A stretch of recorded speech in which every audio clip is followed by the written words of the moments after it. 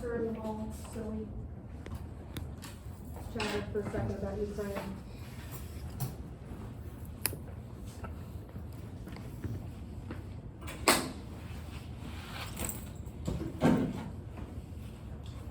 That mean you need some like a little extra time to hook everything up, so we have a presentation. So do I need extra time to set everything up? Yeah, cause like so we have like a presentation up. Oh no, you'll have it in just a second.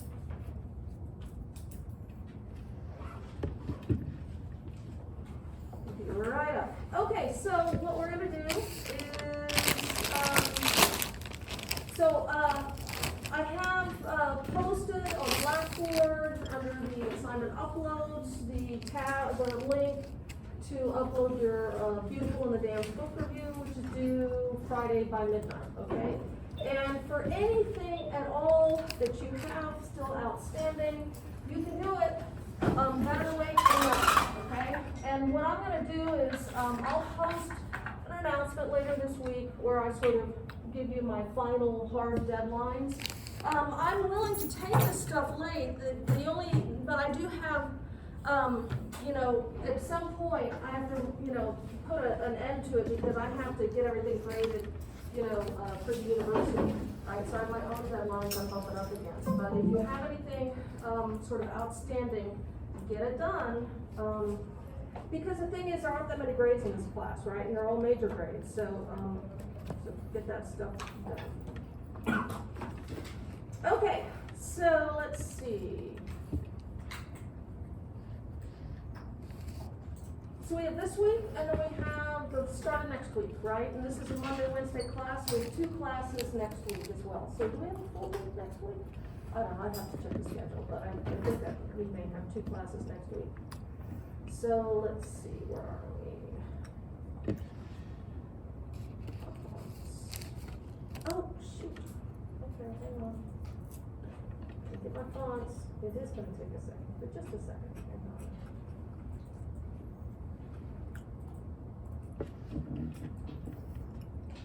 on. The quick brown fox jumped over the lazy dog.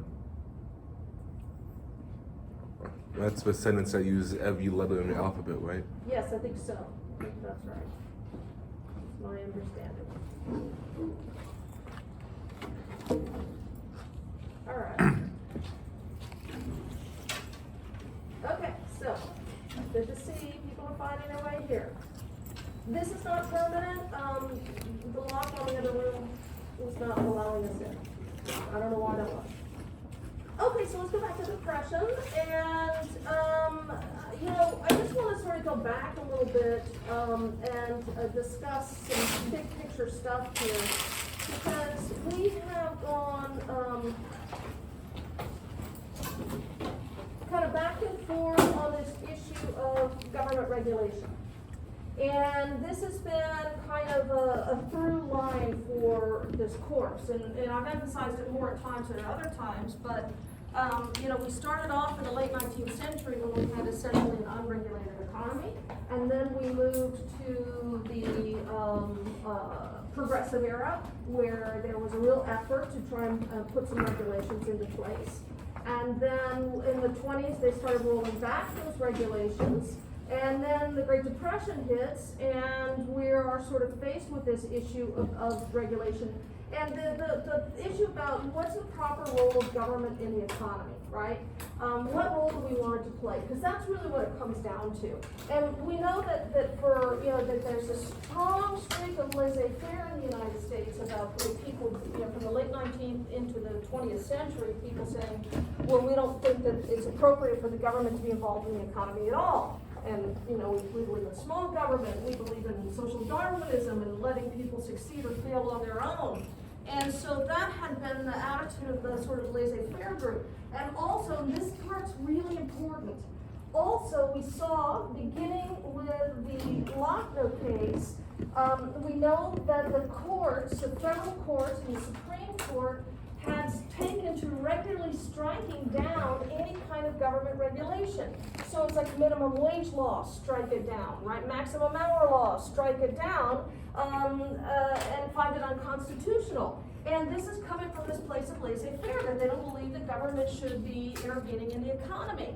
And so, and the exception to this would be if it involves women or children. Those laws were usually upheld, and that's because those were considered special classes in need of protection.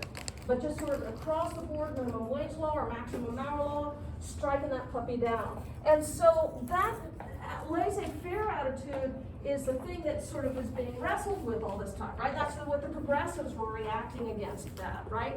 And so we get to the 1920s and have the rollback of kind of a lot of those progressive era kinds of rules and regulations, and now we get to the Great Depression. And I mentioned last class that that during the Great Depression, it led to, one of the things that happens is it leads to a lot of authoritarian regimes coming to power. And this is the psychological crisis that's going on right here, right? It's this desire in the wake of the worst economic crisis the globe has ever known, a desire for someone strong to sort of lead us out of that. And so one of the ways that they responded was through these sort of rise of right-wing dictators. In the United States, we had a strongman. He did not become a dictator, but he didn't have to. We elected him 4 times in a row, president. And no president had ever been elected more than twice before FDR. And so, but it's the same thing, right? Because he has a plan. And he's got confidence, and he's got optimism, and he says, I'm going to get the country through this. And people were desperate for someone to believe in, desperate for anybody who might have a way out of this crisis. And so, we ended up electing him over and over again. Now, because of course, we also go right from a crisis of the Depression into a crisis of World War II. And so, we kept him around for all of that. Now, but the other issue here is this government regulation of the economy. And we get a lot of government regulation of the economy, much more than ever before, like a spectacular amount. And as I mentioned last class, this is just the tip of the government regulation iceberg. So now they want of government, I should say government intervention, not just regulation. I'm sorry? So like now they want government intervention. That everything's awful. Right. Well, that's right. That's what happens. And honestly, I do think that that's what happens. Usually when we have these kinds of big changes, it's in the face of a crisis. And the other things we're going to talk about today is that what Roosevelt's trying to do is experiment. Look for anything that will help. And he asked Congress to go along with him. And of course Congress was happy to do this because of the crisis. But we'll get to that. I'm getting a little ahead of myself. But I want to also get back here to Herbert Hoover. So Herbert Hoover, who was president at the time that this happened, he's a Republican, and the Republicans have been calling themselves the party of prosperity. And throughout the 20s, it's the Republicans who are like, let's roll back those government regulations. Well, this happens on his watch.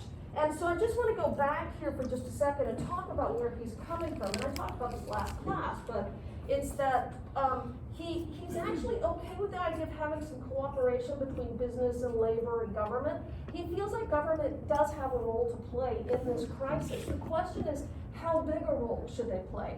And so for him, it's like, well, if we want to have cooperation between government, business, and labor, then that's the way to do it.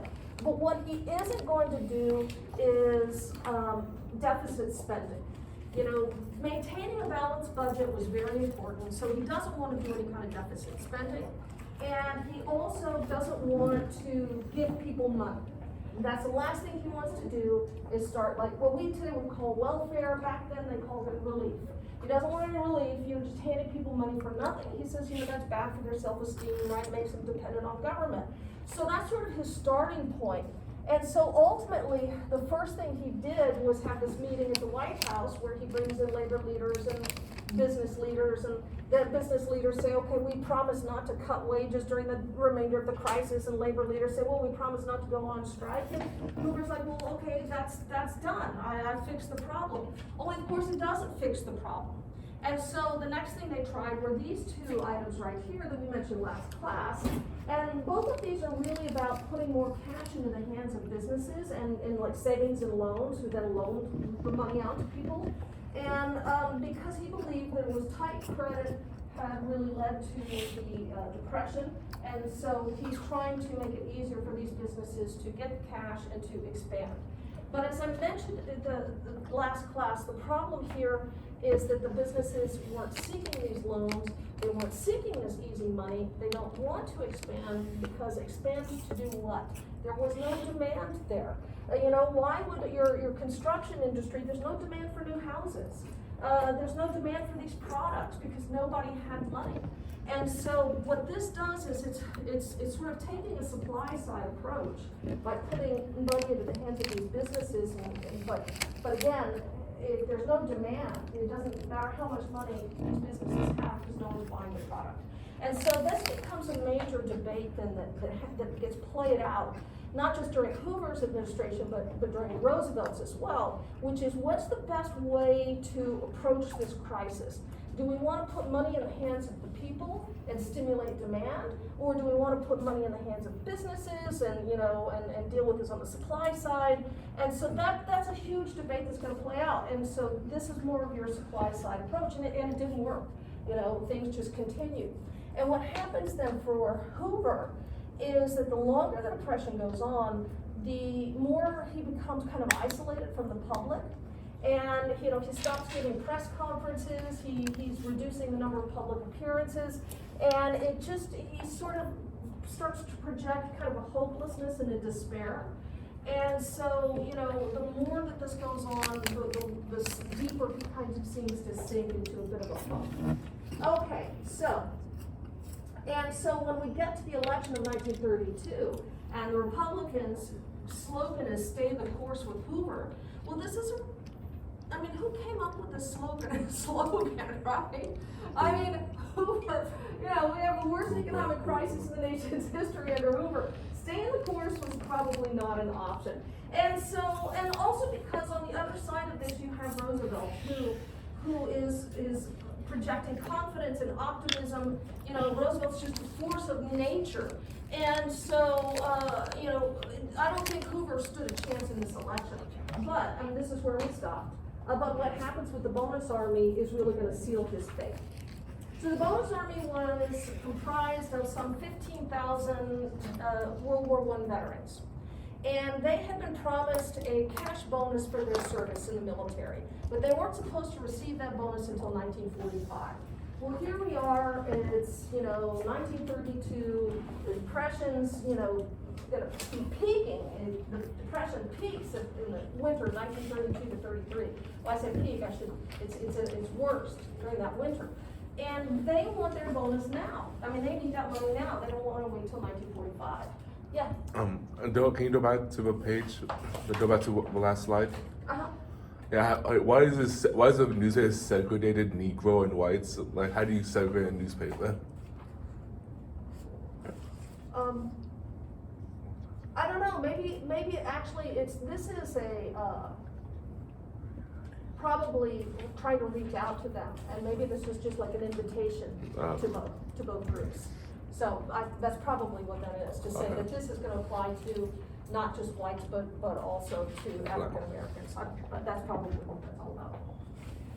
Anyway, so you have this group of people then that are marching from across the country on to Washington, and they're going there to lobby Congress, right? So they're petitioning their government, which is their constitutional right to do, and they're there to ask Congress for their bonus early, right? They don't want to wait till 45. They want to get that bonus now. Now is when they need it.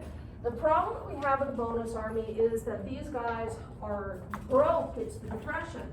So when they get there, they can't afford to stay in hotels. So they're squatting in government buildings, in empty government buildings, and they essentially build a huge Hooverville right there in Washington. And so they have this big encampment. And at first, the local police there in Washington helped them out. They helped them digging latrines. They helped them where they bring blankets and food and medical supplies. And so, again, this is just a peaceful group that's been there to lobby Congress. In the end, though, their lobbying effort fails. And that's because to give them that bonus, Congress would have had to raise taxes. And so Congress ultimately says, no, we're not gonna give you that bonus now. And at that point, most of the bonus army leaves, but a few thousand stayed behind because they didn't have the money to leave. Now Herbert Hoover is going to end up asking Congress to appropriate about $100,000 to give these guys money so that they can leave town, right? But while Congress is in the process of doing that, an incident occurs in which the Washington police go and they try to evict some of the bonus army, and a riot breaks out, and 2 police officers and 2 of our World War I veterans were killed in the process. And once that happens, and again, there are just a few thousand left in Washington at this point. Once that happens, Hoover, and by the way, I should also mention, Hoover was freaked out by the bonus army. You know, he had all the gates around the White House chained. He beefed up security at the White House. He had the police clearing the streets around the White House of people. So he was already kind of wigged out. But once this happens, he decides enough is enough. He had been told that there were kind of outside agitators, there were radicals in the group, and that's what caused the problem. And so he decides he's going to send in the army to get rid of the rest of the bonus army. And he does, and it's led by General Douglas MacArthur. So this is talking about overkill. MacArthur takes these troops into Washington, you know, like full battle gear. You know, they've got bayonets affixed to the top of their rifles. They've got the cavalry riding along with their swords drawn through the streets of Washington. They have 6 tanks. And they go in there and essentially they use tear gas on the veterans that are still there and then burn out the camp, as you can see right here. And of course the media's there taking pictures, and you get an image like this with the burning camp in front and the Capitol Dome there in the back.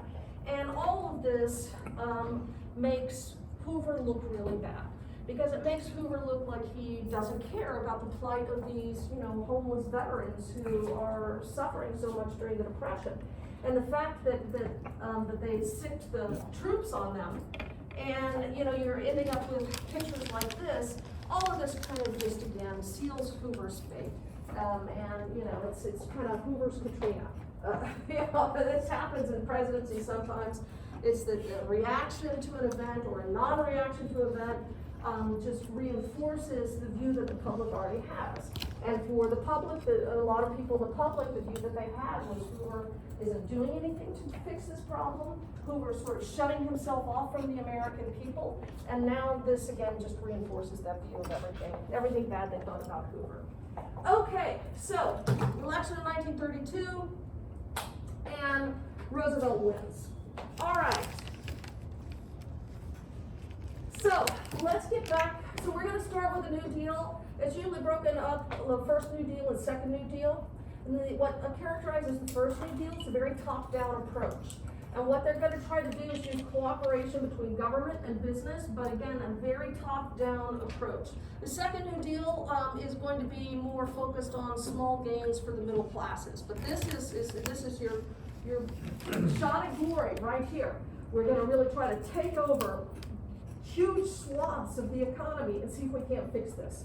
And by the way, we're going to be talking about 3 basic things here. We're going to be talking about helping business, helping agriculture, and then creating jobs throughout our first New Deal. So the guys that surround Roosevelt are referred to at this time as the Brains Trust. This actually became for young men in college, recent college graduates at this time. Going to Washington, D.C. was very, very exciting. And I think that there was this understanding that something really new and different was afoot. And that, you know, they were going to try and, you know, save the economy, save the world in essence. And so this became, you know, really the hot ticket, these jobs in these government agencies. And a lot of these guys were coming from, you know, Ivy League schools. In particular, there was a law professor at Harvard named Felix Frankfurter. Eventually, he'll be on the Supreme Court. But he would identify, you know, his top students and sort of send them off to these New Deal agencies, and they became known as Frankfurter's hot dogs. But these guys, just a lot of, I think, enthusiasm and gung-ho and ready to go. this little circle of intellectuals. Now, they fall into different categories as to how they want to solve the problem of the Depression. And the thing about these categories, again, is just not everybody's aligned, right? About the same mind here. There's a big debate that's happening behind the scenes about all of this. So you have your trust busters, and they think that the way to do this is to break up those big monopolies and go back to, small companies competing with each other. And they don't get much footing here. Then you have your associationalists. And these are more like where Hoover was coming from. We want to have cooperation between government and business and labor to try and find a way out of this crisis. And then you have your economic planners, and they're the ones that really want a top-down approach. What we need is, this is more like socialism. What we need is for the government to really kind of take control of the economy and bring some rational planning to the economy. And what we're going to see at the start of the New Deal is sort of a combination of these two right here, our associationalists and our economic planners. As for FDR, what he thinks is the main thing here. Now, FDR starts off, and his position is very much the same as Herbert Hoover's. He does not believe in deficit spending. He had campaigned on balancing the budget, so he feels very uncomfortable with this whole idea of a lot of government money being thrown at something, especially if it means the government's running up a deficit. The other thing is he does not believe in handing money to people with straight relief for the same reason Hoover did, which is he thinks it makes them dependent on government. It's bad for your self-esteem. So he's not just going to be, he wants to avoid just handing money out to people. And so, but he is willing to experiment. And one of the things that the New Deal is really known for is a lot of experimentation. One of the knocks against the New Deal is there was a lot of waste and inefficiency. And that's because there was a lot of waste and inefficiency. It's absolutely true. But where Roosevelt's coming from is, throw everything against the wall and see what sticks. And one of the things his sort of management style, and it's funny because a lot of these guys, you start studying them, and they're all a lot of them are very similar. And it's terrible to work for someone like Roosevelt. Roosevelt liked to pit people against each other. Different agencies, or within an agency, he wanted that competition. He thought it brought out the best in people. And so, he'd have somebody come in from one agency and say, this is what I want to try, and he'd be like, great, go with that. And somebody come in from another agency and they say, well, we want to do the exact opposite, great, go with that. Or somebody else would come in and say, I want to do the same thing as guy number one. It's like, great, go with that, and we'll see who does best, right? But he really kind of keeps them pitted against each other all the time. Again, hoping to bring out the best in people, but also willing to experiment and knowing that there is going to be waste and inefficiency along the way. Again, he's just searching for any kind of solution, anything that will work. Okay, so, as I said, the winter of 1932-33 was the worst winter of the Depression, and at this point we're looking at 25% unemployment, so a quarter of all Americans were out of work. The other big crisis is our ongoing banking crisis, and we talked about this at the end of the 1920s. Since 1929 up to this point, some 9,000 banks had failed. But I want to put another number up there, so let's just sort of wrap our brains around this. That means when those 9,000 banks failed, that 27 million families lost every bit of their savings. Because, the savings weren't insured. That's one of the first things we're going to do as part of the New Deal. I don't like the glare on this thing. And what's funny is is this piece of plastic really going to protect me from COVID? I don't think so. All right, because there's all that air around it. Anyway, so the savings of 27 million people were wiped out when those banks went under. So this is a huge crisis, and also because our farm foreclosures, we've got there are up to 20,000 farms being foreclosed on every single month. These farmers are losing their property, they're losing all of their possessions, they all get auctioned off, all of their machinery, everything gets auctioned off, and these farmers are left with absolutely nothing. And so by the time that Roosevelt is inaugurated in March of 1933, the crisis really was at its peak at this point. And of course, in his inaugural address, he makes the famous comment that we have nothing to fear but fear itself. And I just want to talk about this for just 1 second, because this is part of what's going on here, which is that he's providing confidence. I mean, that's the thing about Roosevelt. He's full of confidence and optimism, just a very big personality, just a larger than life figure. And I have read a lot of comments from people at this time about the speech that he gave. And this is coming from conservatives, people who would otherwise be really firmly against Roosevelt. But they said that this idea that we don't, it's just, we don't need to be so fearful. That this fear, our fears are just feeding upon themselves. But the fact that he is sort of offering up a more optimistic approach to this, even conservatives said that it just lifted the mood of the country. And it was just exactly the right thing to say at the right time. And it gives hope and faith to people that had been beaten down pretty badly. And so this gets a lot of attention from this speech. But I want to talk about the practical thing that he did in this speech, which is this. He asks Congress for power. He asks them to go along with giving him broad executive powers. He said the kind of power that I'd have that you'd give me if we were being invaded by a foreign enemy. And the amazing thing about this is Congress did exactly that. I mean, we're in a time now where Congress is so dysfunctional, right? It's hard to imagine right and left working together on anything these days. But that's exactly what happened here. And so you had Republicans and Democrats who were willing to go along with this and give Roosevelt the kind of support that he needed. Now, that's not going to last forever, right? He's definitely going to run into a wall. But in the beginning, they asked for their support and they gave it to him. And one other thing I just want to mention, and I talked about this back when we talked about Theodore Roosevelt, about Republicans and Democrats, and it's true here as well, which is there were conservative Republicans and liberal Republicans. There were conservative Democrats and liberal Democrats. So for someone like Roosevelt, if he's talking to people and asking them to go along with him and support him and let's just try this, he's also talking to people in his own party, particularly in the South. They may have called themselves Democrats, but they were pretty conservative. And so he's got them all willing to try this. Again, he's going to run into a wall at one point, but for now, they're willing to give it a go. And so in his first 100 days, they ended up passing 15 major pieces of legislation that essentially remade the American economy. And this is an insane number of laws that they passed during this time period, right? Because if you've ever followed anything that Congress does closely, you know they do not work quickly, but they did here.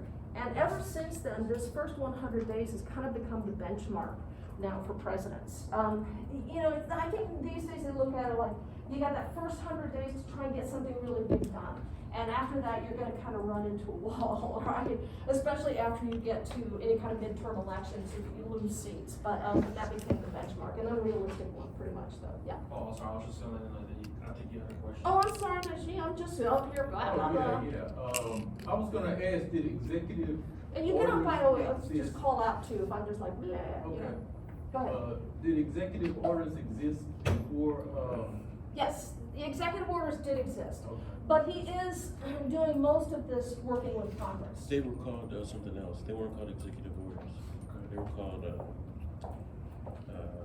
I cannot remember, but it has something to do with, yeah, I can't, they were called something You know else. what, and I'll see if I can find that, and I can't remember now, but you're right, I think they did have some kind of different name to them. But like Theodore Roosevelt, that's one of the ways that he accomplished things in the environment, where he would start setting aside public land to protect it from, business use. So it was around, but it wasn't something that was used to the extent that they use it today. Right. And because today it's like, if you can't get Congress to do anything, right? And so I think presidents resort to executive orders. Okay, so 15 pieces of legislation in 100 days. All right, so the first thing that we're going to do is deal with the bank crisis. Once he becomes, let's actually talk about the crisis. As I mentioned, since 1929, there were 9,000 bank failures and 27 million families lost all of their life savings. But here's the biggest problem that we have here. Banks at this time period held $6 billion worth of cash in their reserves. So banks had $6 billion on hand. However, The people in the country had deposited $41 billion in the bank. So $41 billion had gone into these banks and only $6 billion was left. And so that means if everybody went down to the bank to try and get their money out, every bank would fail pretty much. And that's what happens when a run on a bank. You know, you hear a rumor that maybe your bank is on shaky ground and you're worried that that bank will go under. So you go down to that bank as fast as you can to get every cent you have, because if that bank goes under, you lose your money, that's it, bye, it's gone. And then when other people hear that that's what's happening, they go down to remove their money as well. And it just becomes this big panic situation. And if you have everybody going down there to get their money out of the bank at the same time, the bank really will go under. And so that's what happened across the country again and again and again. Was the federal government insuring accounts at this point? No, they're Like, not. I know That's today they like your account is insured for like up to $250,000 if something happens to the bank. Yes, and that is what we're just about to put into place. And that's why we have this now. And now, since the Great Depression, when we have had economic crises, we don't have runs on banks anymore because it's now insured. Okay, so the first thing that Roosevelt did was actually declare a national bank holiday. And you know, Najee, I don't know if he did that as by executive order. He may have done that by executive order, I'm not sure. But he closed down the nation's banks. You know, we're gonna stop the bleeding, right? And then once they did this, Congress goes to work. And in 3 days, this is just crazy, the speed with which they're working, we get the Emergency Banking Relief Act. Now, by the way, when this went through the House of Representatives, they passed this in 38 minutes. By the time the Senate was done, it was done at 7:30 at night, and by 8:30 that evening, it was on Roosevelt's desk and he signed it. I mean, this is an incredibly speedy process. And so, of course, it means that there's not going to be a whole lot of debate and people are signing off on legislation that they haven't even looked at, right? But, you know, it's like this is an emergency. And so what it did was it said that when the banks reopened, that those banks that were still solvent would be reopened under government supervision, and that the Reconstruction Finance Corp that had been created under Hoover, that they would buy up bank stock, reorganize the banks, and then reopen them. So it'd be reopened under government supervision. And then once this was put into place, again 3 days later, Roosevelt goes on the radio to deliver the first of what would be a regular feature of his presidency, which is a fireside chat. And so this would be a more informal way of communicating with the American public to explain the policies. And essentially what he did was he just said, and it's about 60 million people listened to this radio address. He said, look, I'm gonna reopen the banks tomorrow, and I want you to know when I do that your money's going to be safe. But don't withdraw your money, right? It's safe, just don't go and take your money out. And he's appealing to people to do this and reassuring them that the banks would be safe at this point. And then the next day, people went out and actually deposited more money than they took out the following day. And again, it's just about trying to sort of stop the panic is what it's going on about. And if you look at this button too, this is I think also a big part of the New Deal, which is the idea here, we'll see this sort of play out again and again, which is you can help, right? You can help contribute to getting the country back on track. And one way that you can help do that is by keeping your money in the bank, right? Don't panic, don't freak out, don't take your money out. From now on, your money, these are under government supervision and your money's gonna be safe. But at least letting people feel like that they can somehow contribute to calming everything down. And then we get to Henry's question, which is the Glass-Steagall Act was passed. The Glass-Steagall Act is the thing that created the FDIC, and that's what insures bank deposits. Initially, they only insured bank deposits up to $5,000, but as Henry just pointed out, it's up to $250,000 now. So now we know that that your money is safe, right? That you're not going to put that money in the bank and have it disappear. I don't know if you have known old people who lived through the Depression. You're maybe young enough so that you didn't have, maybe it'd be like your great grandparents or something. No, actually, my grandparents did, and they used to talk about it all the time. Yeah. When I was a kid, they actually still had some, like these ration stamps. Oh, yeah. They used to give out, and they could only buy certain things on certain days. Oh, yeah, that's cool. Well, you should, I don't know if you still have those. I have no idea. Oh, really? Because you see those sometimes for sale in antique stores. I didn't know the significance at the time. Yeah, right, because you're a kid, right? Yeah. Did they ever, like, hide money around the house? Yeah, mine did. Yeah. Or like, at least my neighbors did, because I used to live in Alabama, and so a lot of my neighbors, I used to clean out their house, and I found a big wad of Big wad of money, yeah. I was like, oh, Not, Yeah. not so much cash with my great grandmother, but she kept a garden in her backyard permanently, full of fruits and vegetables and the like. And she always made sure she had 6 months to a year of canned food in the pantry. Oh, wow. Well, that's cool. I mean, that's intense, right? But I mean, that's people who lived through this, right? My great grandfather used to put money underneath his shoe. Since he was Mexican, they used to kick him out. He had enough money in his shoe to bribe the guards and let him back in. Oh, really? That's funny. Well, that's a different kind of hiding cash altogether, but that's pretty funny. So I remember putting my hand down in between the cushions, you know, just as a little kid, and I felt something. I pulled it out, this big wad of cash, and you know, it's older people. They live through it, and they don't trust banks, you know, and so they always even keep. to this day, some of them don't. Yeah, and keep a lot of cash around because Hide in your mattress. or hide, I kinda inherited that, I think, from my grandfather. I'm sorry? I kinda inherited that from my grandfather. You don't trust banks either. Well, no, I keep money in bank, but I feel like I always need to have a certain amount of cash where I can get. Oh, yeah.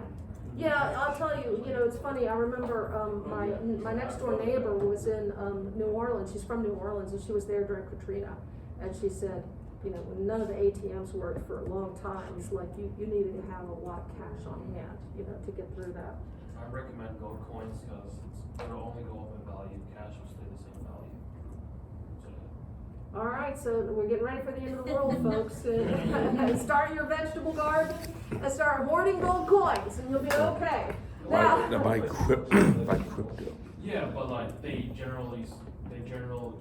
fluctuate, that's the reason why you wanna buy them low, when you get the chance to, and then they get higher and higher, it's just like the stock market, when they get higher and higher, that's when you would like to sell.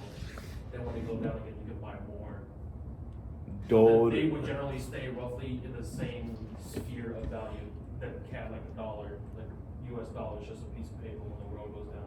Nah, You know, man. Gold is last century. It's all about crypto now. Crypto. Buy crypto, buy Cardano, sell. yeah, you know what? Before, you know, if you get an electromagnetic pulse and all the internet goes down, then that crypto's not going to help you. That's why you have a It's wallet. always been a commodity, like, That's why you have a a wallet. form of currency, even back then, so it's still viable to this day. You can use it for a lot of things. What I'm gonna do is I'm just gonna bury like a big stack of the canned peaches. Because you know when things are getting dire, everyone's gonna just trade anything for just that one can of peaches. No, you know, and it's funny, I was just about to say, there's a show, and this was on many years ago now, it's sort of this post-apocalyptic show, and you know what was really valuable for them, because it'd be like this nuclear incident that kind of wiped out much of the world. Salt, bags of salt, that became the big currency there, because I guess you use salt for a lot of different things, including storing food and stuff like that, so. That's why I have a collection of bottle caps. So, bottle caps, there you go. In case, you know, there is a need for bottle caps after the Yeah, that apocalypse. reminds me of this movie, The Book of Eli with Denzel Washington. yeah. He killed a rat. He was eating a rat. Yes. Hey, with climate change, we may be there. And I actually, well, you know what I remember too? This is funny. All right, we're really getting off topic here, but in that movie, that he had that little bottle of shampoo and he was shampooing his girlfriend's hair, right? Right. And like, oh, that's what you need is that shampoo, right? So it's like all those people hoarding toilet paper when the pandemic first hit, you know? It's like, they're not hoarding gold. Maybe they're hoarding gold too, but toilet paper. Anyway, so I guess it just depends on your priorities. Anyway, so listen, the other important thing about Glass-Steagall, by the way, is it separates commercial from investment banking. And if you recall at the end when we were talking about the 1920s, and one of the problems that there was a lack of banking regulation, and one of the things that they didn't regulate was that banks were taking their depositors' money and playing the stock market with it. And so, you know, they didn't have enough money they kept in reserve, there were no rules about that, but they also could do whatever they wanted with their depositors' money. And so, you know, when you look at these, hey, where did that $41 billion go? How come there's only $6 billion left? Well, part of this was these irresponsible banks, right? They're lending out too much money, for one thing, more than they're keeping in reserve, and then they're also using that money to play the stock market. And so when the stock market crashed, you know, there goes all that money. And so what Glass-Steagall does is says they can't do this anymore. Now, does anybody know the status of Glass-Steagall today? It was revealed. It was repealed, yes, When? in 1999 by the Gramm-Leach-Bliley Act. It was repealed. And at the time, there was a lot of people who said, this is a bad idea. This is a very dangerous situation. This was put into place for a reason. Who was president at the time? 1999. Clinton. Yeah. Right. Yeah, it was Clinton, yeah. And anyway, in fact, when we had the recession in 2008, and I'm saying this, but keep in mind, these are, people debate these things, right? That there were economists who said the reason we ended up with that depression in 2008 is because of the repeal of Glass-Steagall. And this wall that had existed between commercial and investment banking. And, you know, what had happened in 2008 is that you had the too big to fail banks, right? You know, they were taking, you know, all these loans to people had taken out on their homes that were high-risk loans, and banks were bundling those loans and securitizing them and selling them to other banks. And they knew they were high risk and there was a chance that people would be able to pay those loans and they'd lose a lot of money. So then the banks insured those securitized home loans. And so now the big insurance companies like AIG are on the hook as well. And when the whole thing comes crashing down, you know, it nearly brings the entire economy tumbling with it. And that 2008 recession was a really serious one. But anyway, but a lot of people sort of attribute what happened in 2008 to the repeal of the Glass-Steagall Act. So, you know, I'll let you hash that out with your economics professors, but that is something that, you know, these debates are ongoing. So the Glass-Steagall Act was put in there. The FDIC is still around. That's obviously still around, but the wall between investment and commercial banking was removed in 1999. Okay, other stuff that happened. So Securities Act of 1933 and the Securities and Exchange Act of 1934. Essentially what we're looking at is it created the SEC to regulate the stock market. And it's going to now require stockbrokers and companies to be honest about the value of that company. You'll recall in the 1920s, they said one of the things that was going on is it was hard to find accurate information about the value of these securities, of stocks and bonds. And that's because there was no requirement that people be honest about the value of their company. And there was no requirement that your stockbroker be honest with you. But now there is. Now stockbrokers have an obligation, they have a duty to be honest with their clients and to put their clients' interests before their own. And so that's a big area of regulation that was put into place. And I have some other things on your sheet just to see, we talked about FDR taking the country off the gold standard. Federal mortgage financing to guarantee loans. The Federal Reserve lowered the interest rates. And so we're taking a whole lot of steps, you know, again, remaking the economy really in about 100 days. Okay, now, but what I want to really focus on is this right here, the NRA. The NRA stands for the National Recovery Administration, and it was created by something called the National Industrial Recovery Act. So NIRA, the National Industrial Recovery Act, created the NRA, the National Recovery Administration. Now, when people say that the New Deal was socialistic, this is what they're talking about right here. It's about as close as we've come to socialism in this country. The goal of the NRA, and this is your associationalists and your economic planners that I mentioned before, right? This is sort of their handiwork right here. The goal is to bring rational planning to industry. And what do we mean by that? They want to cut out waste and inefficiency. They want to cut out overproduction. They want to do away with competition and to do away with labor strikes. So if you're doing away with competition, then what you've got is we're moving away from the market economy, and that's what we're doing right here. And so how it works is this, is they're going to create these committees, and you're gonna have government representatives and business representatives and labor representatives on these committees to write a series of industry codes to regulate each industry. And so that's that cooperation, right? The associationalists, right? You're gonna bring representatives from all of these different areas to come work together. And for these industry codes, they're gonna regulate every aspect of the industry. Now remember, our laissez-faire people don't want anything like this happening, but we're doing it. And this is again part of the emergency, the crisis happening. We're gonna give this a try. And when I say regulate everything, I mean we're gonna have minimum wage laws, we're gonna have workplace safety laws, we're gonna have maximum hour laws now go into place for everyone. But that's not all, because when I say socialism, I mean socialism. Now you're gonna have these industry boards, these committees, setting prices and production levels. They're gonna tell companies how much they can charge, and they're gonna tell them how much they can produce as well. And so this really is socialism. And well, we don't have the, equal, redistribution of wealth or anything like that, but if you have the government controlling the economy rather than the free market, then, this would be the criticism that people say about this being socialism. Okay, so, and you can see what the idea is. They were going to do a code for every major industry. And so you can see this one says construction industry, and this one's got the retail trade. Where they started with the big industries first, so like steel and auto and things like that. And I forgot about Section 7A before I go on. The other thing that the National Industrial Recovery Act did was it had Section 7A, and it gave government protection for the first time to workers to unionize. Now, they had it temporarily during World War I, but that was just during the war. But now we're gonna put permanently in place government protection for the right of workers to organize and bargain collectively. All right, so they started with the large industries, and that ended up taking an extremely long time to come up with these industry codes, much longer than they had anticipated. And so what they did ultimately with the smaller industries is they wrote blanket codes. Rather than having one for each individual small industry, they just sort of said, here's a blanket code, and they would ask people to voluntarily comply.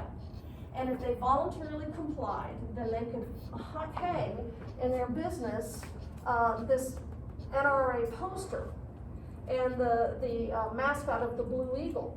And the idea here is, then you, the public, if you're out shopping, you look for that Blue Eagle and you shop where you see the Blue Eagle. And if you notice, it says their slogan is, we do our part. And that gets back to what I was saying earlier, which is we are sort of saying to people, you can contribute, right? Together we can work to save the country, to save the economy, and how you can contribute. All you need to do is shop where you see the Blue Eagle. And that's how you can contribute to this whole thing of everybody getting back on their feet. And listen, there's a huge propaganda push for all of this, as you can see. The posters are everywhere, buttons are everywhere. There were Hollywood musicals that were, let's all celebrate the NRA. They've got pageants and parades, just really, really pushing this whole NRA thing, and hoping everybody will come together to really sort of get the economy back on its feet. So were there problems? Of course there were. Problem number one is that small businesses believed that large industries dominated those boards that made the codes, and that the codes themselves also favored large industries. Other problems were company unions. So Section 7A gave protection to workers to organize unions and bargain collectively. The thing is, Section 7A did say what kind of unions they had to be. And what the NRA really pushed is company unions. So company union is a union that is begun by and controlled by the company. The whole point of a union is it's supposed to represent the rights of the workers, but a company union, one could argue, is really looking out for the rights of the company. And so this was really the only choice that most workers had at this point, was to join a company union, and they did in huge numbers, because this was the option that they had. But you can certainly argue that this doesn't really benefit the workers so much as the company. Also, large numbers of workers were not covered, such as farmers. And then, as it turns out, and you can feel free to quote me on this, but people suck. Because companies were flying the Blue Eagle but not actually following the rules. not complying with the codes. So there definitely were problems, but there's a big problem here, and I don't know if this is in your notes or not, so write this down, because here's the biggest problem of all. What is the Supreme Court going to say about all of this? Because the Supreme Court, as we've talked about, we haven't talked about this in a while, but we talked about it back when we talked about the 19th century, progressivism. The Supreme Court, the federal courts believed in laissez-faire. And they have been consistently striking down any kind of laws that intervened in the economy. Well, this is a huge intervention in the economy, right? You're telling companies what they can produce, how much they can produce, what they can charge for it. We've got minimum wage laws in place, all of that. So the question is, will the Supreme Court uphold the NRA or not? What is the Supreme Court going to do? Because our Supreme Court was still dominated by justices who believed in laissez-faire. So this is, this open question that hangs out there. Spoiler, the Supreme Court's going to knock all of this down. But that's sort of looming out there, right? So whatever other problems we have with the NRA, what the Supreme Court's going to do about it is the biggest looming threat. Okay, questions or comments about the NRA before we move on? Yes? If people weren't really following the rules to begin with, then the actions of the Supreme Court, I wouldn't say justified, but wouldn't it have no effect overall because people weren't really following the NRA rules? So I don't know the extent to which people weren't following it, whether it would have been enough to make the whole thing fail. Right, it is hard to track, and also because it wasn't in place long enough to be able to track it also, right? And so that's I don't know the answer to that question, right? But then that is a good question. But the danger here with the Supreme Court is that it isn't just the NRA that's going to be in danger. Oh, It's yeah. everything that the New Deal tries to do, right? Once they show a willingness to strike it down. I've been trying to spin it in a way where it makes it sound laissez-faire, but not really. Repeat that? I guess Roosevelt, is there any way they try to spin the wording where it sounds like it was laissez-faire, but not really? Not that I'm aware of, because I don't know how you can make that sound laissez-faire, you know what I'm saying? Where you're telling companies, what they can produce, how much they can produce, and what they can charge for it. So I don't know that there's any way of spinning that at all. And they knew it was an issue. And actually I take that back. I'd have to go look, to tell you the truth. It's been a long time. I've got actually a lot of books in my office specifically on how they argued these things before the Supreme Court. They do have a recording of it, I don't think. Where I don't think they recorded it. They have somebody, typing. Right, yeah, they have a court reporter. So we know exactly what the arguments were, but just how they were trying to approach this in these New Deal agencies to defend before the Supreme Court, because this was the big issue. What are the courts going to do? Because they've been obviously shown consistently up till now to be very unfriendly to this kind of thing. Roosevelt started to just threaten to pack the court, didn't he? Yeah, that's down the road a little bit, but that's what he's going to do. Yeah, he's going to pack There were, at this time, over 100 pieces of legislation making their way through Congress to try and fiddle with the makeup of the court in one way or another. And then when Roosevelt sort of gets on board and announces his court packing plan, that did tremendous political damage to Roosevelt. This just did terrible political damage. But I think it was necessary enough for them to actually, I guess in a way, cooperate, because sometimes people just gotta get real in situations this and that. Well, there was one of the justices, and I believe it's Justice Roberts, who switched his vote. And they call him the switch in time that saved 9. That he switched his vote, and then from that point forward, the Supreme Court started upholding the New Deal legislation. But the other thing to keep in mind is Roosevelt served 4 terms. And that's a lot of years. And so when there was enough turnover on the court, and Roosevelt was able to start appointing his own people, so that this, in the long run, wasn't a problem.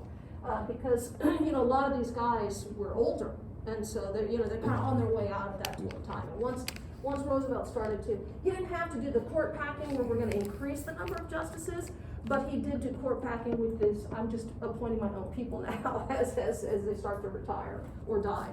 So in the end, we get around it, but right now, it's a real problem. Okay, so that's what we're doing, as far as business, especially for dealing with the banking crisis. Now I want to talk about agriculture, and agriculture had a lot of long-standing problems that way predated the Depression, but of course everything was worse during the Depression. And one of the big problems was overproduction. So the problem here is that farmers have gotten really good at what they do. You know, scientific agriculture, they're using machines, and they're developing newer types of plant varieties. Their yield is higher, they know more about fertilizer, and so they're just producing too much and the price is going down. During World War I, American farmers were encouraged to farm as much as they possibly could because we had to feed Europe, since Europeans were fighting and not farming. And then once the war was over, and also during World War I, there were price supports. So the prices were set high for the duration of the war in order for the farmers to make huge profits, so they'll farm as much as possible. But when the war was over and the price supports go away, Europeans begin farming again, and so, our prices bottom out at that time. So not only are we producing too much, but of course, in Europe, they're producing as well. Plus, there's other stuff that's going on, this is the period in which we sort of see the rise of synthetic clothing. So people, there's a less demand for cotton, for example. So there's just a lot of different factors that kind of play in here. But the problem, again, is we're producing too much and those prices are low. Nobody look for emerging markets? They were looking for emerging markets. But part of the other thing that happened is, at the end of the 20s, I mentioned that we had these protective tariffs, and those countries start to tax each other, and trade broke down. That was impacting this as well. So there's a lot of stuff that's sort of contributing to this. Wasn't that part of Roosevelt's good neighbor policy to Central and South America? To try and find new markets for, yeah, sure. I mean, we're searching, but it's not enough. I mean, it wasn't enough to really make a big dent in what was going on here, as far as the farmers are concerned. I mean, I don't know. I mean, you've taken Latin American history with Dr. Salinas? Yes. And so what does he say about that? Well, it was an online course, he didn't say anything. Okay. One of the books talking about Roosevelt's new good neighbor policy in the 30s said that part of it was trying to turn Central and South America into markets for American goods. Yeah. But it was more finished goods than. More finished goods and agricultural goods? Yeah. Okay. Yeah, so okay, well, thank you for that, because I don't know much about Latin America at all. That's why we have Dr. Salinas. Okay, so the other problem is sharecropping, and this had been going on since the end of the Civil War, and it had become a way of life in the South. And this is what replaced the plantation system at the end of the Civil War. And not only do you have African Americans who get locked into the sharecropping system, but so did whites. Because the other thing that happened since really before the Civil War and after the Civil War is that land holding in the South had become concentrated in the hands of fewer and fewer people. And so you really have this very large underclass in the South of tenant farmers. And that's what sharecropping is. They're just tenant farmers, meaning they don't own their land. They are renting land from a landowner, and that land will come with a shack, like you see there. And the landowner, the landlord, will provide seed, tools, a place to live. And then you, as the tenant, you pay your landlord back by giving him a portion of your crop, hence the name sharecropping. But the problem that happens here is that if prices are low, like they were here, you're not making enough money to pay back the landlord all that you owe them. Or if you have one bad harvest, right? It just takes one bad harvest and you fall into debt. And that debt accumulates year after year after year. And sharecropping had become such a way of life in the South that the whole region was backward. And you could see that the sharecroppers lived in abject poverty. There are holes in the roof and holes in the floor. They live on a diet of fatback and cornbread and molasses. Well, here's what I have to say about fatback, cornbread, and molasses, if I haven't said this to you guys before. Yum. I mean, that's really good, but it's not a healthy diet, right? And so if this is what you're subsisting on, you're not getting enough food. And then, of course, the other problem is that a lot of times the kids of sharecroppers, they're having to work in the fields with their parents, and so, which means they're not getting an education, which means they're going to be locked into poverty. And so that the cycle is going to continue generation after generation. And so this was an ongoing problem in the South, and so this is going to be another major issue that the Roosevelt administration is trying to address. You had too many small farmers working pieces of land that had a terrible yield. You just can't make a living off this land. And this is going to be a big debate too about how to handle this. But I'll tell you, the main thrust in the Roosevelt administration is they don't want these people to be farmers anymore. They want to move them off the land entirely and have them go to cities and get factory jobs. And ultimately, the thing that's going to solve this, what's going to solve this? Does anybody know? World War II. Yeah, World War II, right. When World War II comes along, that's the ultimately, because again, if we want them to move to cities and get factory jobs, that's what happens in World War II. Okay, so, sharecroppers then, another big problem. And that brings us to the Dust Bowl, our next big problem. And, okay. All right, so the Dust Bowl was another massive crisis. And it was partly caused by nature and partly caused by people. So let's talk about the causes. The Dust Bowl is going to be happening right there up the middle of the country in the great swath called the Great Plains, and then we have this area of steppe. It's beginning at the top here of Texas into Oklahoma and up here through the middle part of the country. And what you have there are grasslands. And that grass, what it does is it helps kind of anchor the dirt in place. It has that vegetation on top, keeps that dirt anchored down. And it also helps the dirt retain moisture. And so that huge wide swath there of the Great Plains is grassland. So we have two things that are essentially going to destroy those grasslands. One, I actually talked about earlier this semester, and that was when I talked about Theodore Roosevelt. Theodore Roosevelt, his whole life had dreamed of being, had read cowboy stories. He dreamed of going out west and seeing the huge herds of buffalo. But when he finally gets out west to the Dakotas, what he sees is the buffalo are gone. They were practically extinct, and they've been replaced by cattle. Millions and millions of head of cattle. And the cattle were overgrazing the grassland. They were just eating all that grass right up. And it's that grass that helps anchor the dirt, right? It helps keep the moisture in the soil. But the cattle were doing tremendous damage to it. The other problem happened with that farming I just mentioned in World War I, when farmers were encouraged to farm as much as possible. So they're plowing up, millions of acres of land to grow stuff. And then once the war was over, they don't need all that land to grow anymore, but it's all been plowed up like you see right there. So again, they're destroying the grasses. So between the cattle overgrazing and farmers over farming during World War I, it destroyed those grasses. So that's the man-made portion of this. And by the way, the other thing contributing is we get a lot of bad farming techniques during this time, leading to terrible problems with soil erosion. So again, all of this is sort of doing damage to the land. And so the next thing that happens is we get a heat wave. And that heat comes in the 30s, because our problems aren't bad enough in the 30s. We had an intense heat wave between 1932 and 36. I've got some stats on your sheet. In Nebraska, 1934, it reached 118 degrees. In Iowa, 115 degrees. You had 4,500 people dying from heat-related illnesses, and on and on and on. So once that heat wave hits, it dries out the dirt, and then the wind picks up that dirt, and that's what leads us to the Dust Bowl. So the area in red on the screen right there, that's kind of the heart of the Dust Bowl where it was worst. And you could see the prevailing wind taking it to the dust in different parts of the country.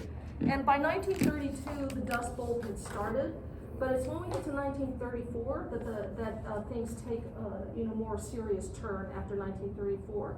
And the first one, a really big storm, started in Montana and Wyoming, and so we're right up here, right?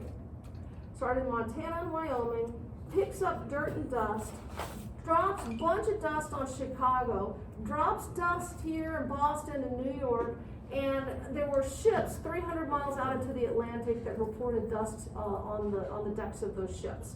And so that was when things really started to take a real turn. And so you have two basic kinds of dust storms. You have dust blows, and the dust blows are the more gentle ones that will pile up dirt like you see right there. And by the way, caption for this image that said that that's the outhouse. So if you need to go to the bathroom, you need to take a shovel and dig it out first of all.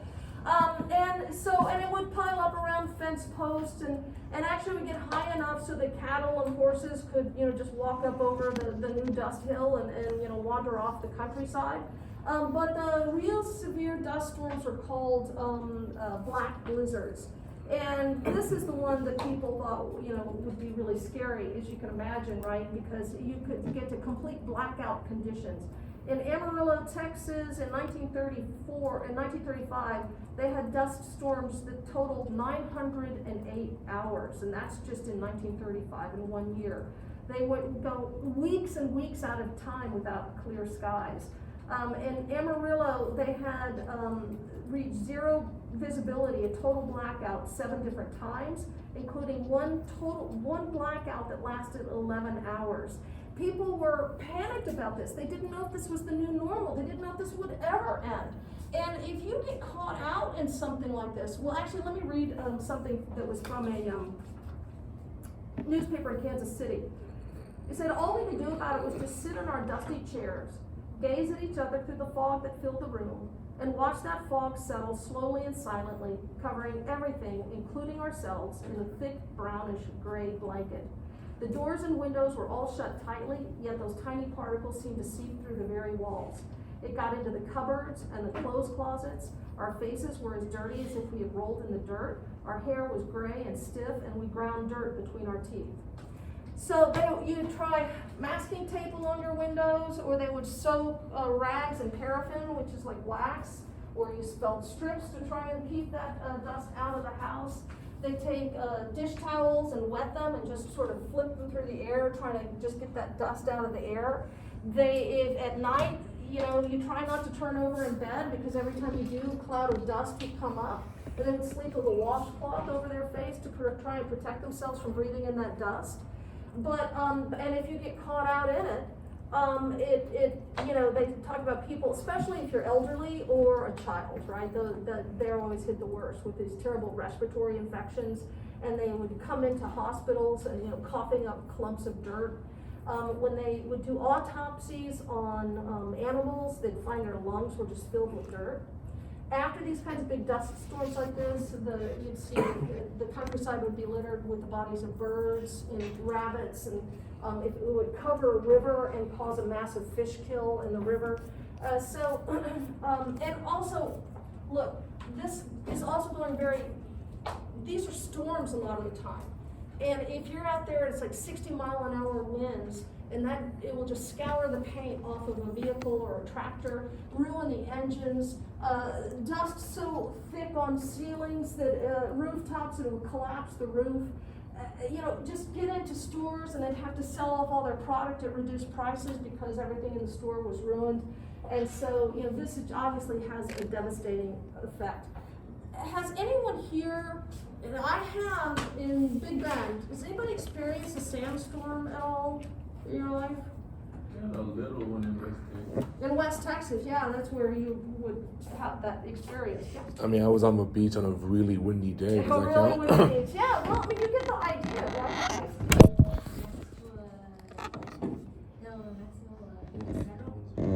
Uh-huh. So it's just a mountain and it's a lot of just dirt, so it just overwhelms the little town. Yeah, so I had that experience in Mexico, and I was this was years ago, I was on a horseback trip on the Mexican side of the Rio Grande. It was at the end, and we were coming in, and the horses lived in this little village right by the Rio Grande, and we got off the horses, and it's like all the little tourists, right? Got off the horses in this little village, and then suddenly it's like poof, everybody disappeared. Like, well, where'd everybody go? And we walk on down the Rio Grande. And then the dust storm comes because the locals knew, right? It was the gringos walking along going, what's going on here? It was intense. And so, I totally get it. If that wind is blowing 60 miles an hour, that dust is going to scour the paint off of things. And it was a complete panic because, as I said, people didn't know if this was forever, right? This is our new normal, if life would ever go back to normal after this. And so when we look at agriculture, we got three major things that we want to deal with: the overproduction issues, the sharecropper issues, and do something about the dust bowl here. Yeah. There are a lot of, I mean, I actually just wanted to interject, this isn't actually the lesson, but a lot of, climate change, experts say that this is probably gonna be our future. Yeah, Sandstorms. I can see that. Okay, I just wanna make sure I hit a thing. Yeah, I totally can see that. I'm very pessimistic about the future of this planet personally. And but this is the thing, and I may have mentioned this the other day, in California, when we get all of our, I guess I should also mention, so these people have been pushed off the land, right? They're piling everything into their Model T, and they're headed out. And a lot of them were, as you can actually see in the map here, a lot of them are heading out to California to get jobs fruit picking and in agriculture. We got another major route heading up into the Pacific Northwest. But in California, they had started to block the roads to keep people from coming into California. And you had to show them that you had money or they wouldn't let you into the state. And so I can see that being our future too. Some states that are hit harder by climate change, wanting to move to other states, and other states trying to prevent them from getting in. So yeah, I think there's we've seen this before, and I don't see any reason why it couldn't happen again in the future, So, that's a happy thing to. I found this on the web. No, not you, Siri. So on that happy note, we'll go ahead and call it a day, and